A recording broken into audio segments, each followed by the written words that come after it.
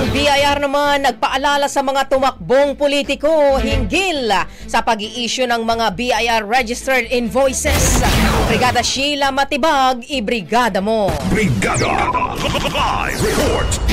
Pinaalalahanan ng Bureau of Internal Revenue of BIR ang lahat ng mga kandidato at political parties na tumakbo sa 2025 elections na subject sila sa tax regulations at dapat sumunod sa mga requirements bilang bahagi ng kanilang tungkulin bilang kandidato sa public office.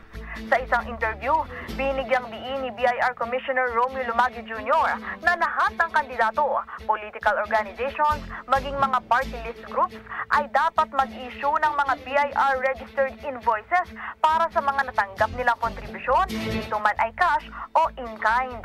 Maliban dyan, ay dapat din umanong itrack ng mga politiko ang kanilang nagastos at magsumite ng detalyadong Statement of Contribution and Expenditure o SOSE, hindi lamang sa Commission on Elections o COMELEC, kundi maging sa BIR.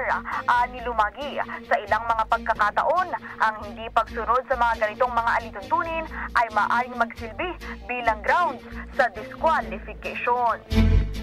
In the heart of changing lives, ako si Brigada Sheila Matibag ng 105.1 Brigada News SM Manila. The Music News. Brigada Balita Nationwide. Ang bahaging ito ay hatid sa atin ng Guard C Plus with Zinc Capsule. Always protektado ang kalusugan.